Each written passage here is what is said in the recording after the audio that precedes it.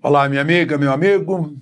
Semana está terminando e é hora de ler para vocês, com comentários nas entrelinhas, o meu artigo semanal que sai em mais de 30 jornais. Lembre-se de se inscrever e ao final de deixar o gostei ou não gostei. Vamos então à leitura do artigo com comentários nas entrelinhas.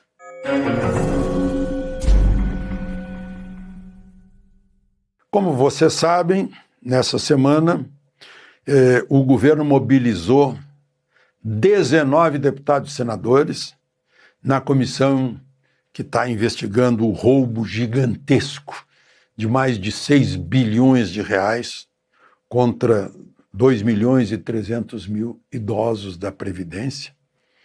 Mobilizou 19 deputados e senadores para impedir que 11 requerimentos, ou foram nove requerimentos, fossem votados convocando o vice-presidente de um dos maiores sindicatos de idosos, pensionistas e aposentados, que é o irmão do Lula, o Frei Chico. Teve 19 votos negando e 11 a favor. E fica a grande pergunta, né? Querendo esconder o quê? Se Frei Chico está inocente, ele não está lá, o nome dele não está. A única coisa que apareceu é que o sindicato, quando renovou um acordo com o INSS, omitiu quem era o vice-presidente, que era ele. Deixou fora lá do acordo. Ele não está citado na Polícia Federal, nada. Mas então, por que impedir? Agora ficou a desconfiança. Bom, antes desse evento que eu contei para vocês, que foi na quinta-feira, foi publicado o meu artigo na quarta-feira de manhã, nos jornais. E o artigo se chama Blindando Quem? Essa é a grande questão. Está blindando o que enfim, esconde, né, toda esse nervosismo do governo nessa CPI. Não queriam que formasse a CPI, botaram lá o Omar Aziz de presidente, aí tiraram o Omar Aziz. O relator é um promotor público, é do Ministério Público de carreira, né? Então é muito eficaz nas perguntas, né? Já houve bloqueio de bens e tal, mas fazem tudo para impedir investigação. Por quê? Bom, então, como eu disse, a pergunta é: blindando quem no título? A semana começou com o 8º habeas corpus para nada informar a CPI mista que investiga o mais cruel dos roubos na história do Brasil. Na segunda-feira, o ex-presidente do INSS, Alessandro Stefanuto, chegou acompanhado de um habeas do Supremo e de seu advogado. Antes dele, 7 outros depoentes entraram na CPI acolitados por habeas corpus. Nem sequer a data da entrada no serviço público, Stefanuto respondeu. A lei já lhe garante o direito de não fazer prova contra si próprio. Mas um ex-presidente de uma instituição mostrar nenhum interesse em aproveitar a oportunidade para denunciar o mal que fizeram à Previdência é muito estranho. Meu Deus! Se ele foi um bom presidente e ama o INSS, era hora de ele dizer: olha, fizeram isso e aquilo, eu não tenho nada a ver com isso, eu denuncio. Nada. Já chegou de habeas corpus para ficar quieto. Bom, a sessão virou notícia mais uma vez pelo acirramento de ânimos num ambiente nada favorável à apuração de fatos.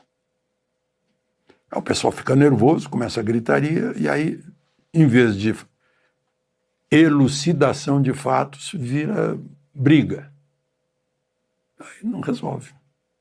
Falta cabeça fria. O objetivo dos governistas parece ser esse: e tem a colaboração ingênua dos mais esquentados da oposição.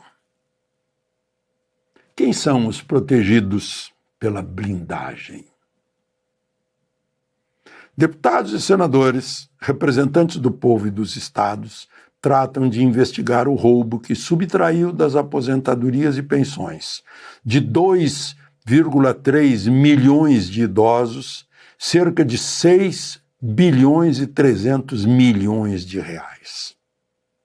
Aproveitaram-se das deficiências geradas pela idade das vítimas e tiraram um pouco de cada um a cada mês com a conivência ou cumplicidade da máquina pública, que deveria fiscalizar e controlar algo tão precioso como é o sustento mínimo de gente que foi obrigada a recolher a vida toda uma contribuição que lhes diminuía o salário.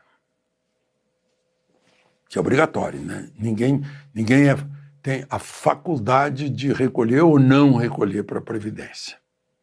E aí o salário é descontado. Assim como o patrão que paga, o salário é aumentado, né? O patrão paga mais salário do que efetivamente o operário ganha. Continuam tirando, também sem autorização da vítima. Continuaram tirando. Acho que hoje, duvido. Um crime gigantesco, perverso, desalmado, praticado com maldade e esperteza covarde contra velhinhos.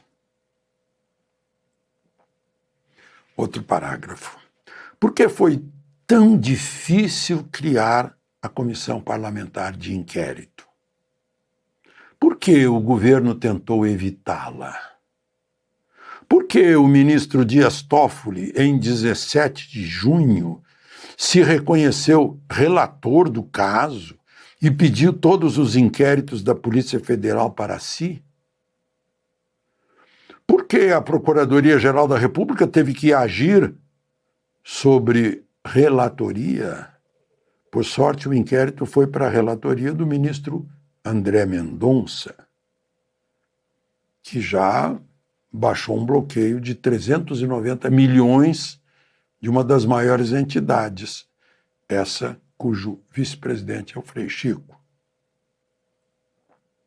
Por que Alcolumbre pôs sigilo nos registros de visitas de investigados ao Senado? Por que a mídia está tão discreta diante do tamanho e pérfido escândalo contra os avós de tanta gente? Inclusive de gente que trabalha na mídia. Por que tanto habeas corpus para ficar calado?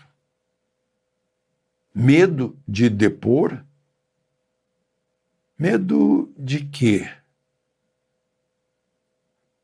Tudo isso mostra o tamanho, a importância e a gravidade do que está sendo ocultado. Último parágrafo. Entre os investigados e suspeitos, o careca do INSS, o advogado Nelson Williams e seu fiel escudeiro, o economista Fernando dos Santos Andrade Cavalcante, o Maurício Camisotti, presidentes de associações de benefícios para os idosos, inclusive o vice que é irmão de Lula, né?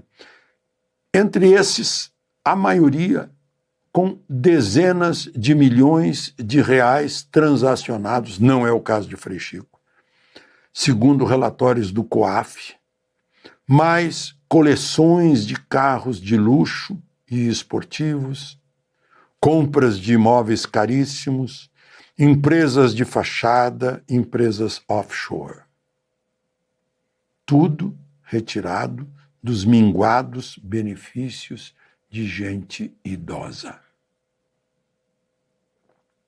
Obviamente, tudo isso passou pelo Dataprev e pelo INSS, e durante muito tempo. A falcatrua depende de um esquema gigantesco. Só conhecemos a espuma. Querem fechar às 7 chaves a caixa preta. Mas o crime contra os velhinhos exige punição. Na Flórida, o vigarista que aplicou um golpe em entidades previdenciárias pegou mais de 800 anos de prisão. Aqui, irão os governistas conseguir emudecer a CPI? Mobilizaram-se lá 19-11 para impedir a ida do Frei Chico. O silêncio dos depoentes é tão eloquente quanto o barulho dos milhões registrados pelo COAF. De Brasília, Alexandre Garcia.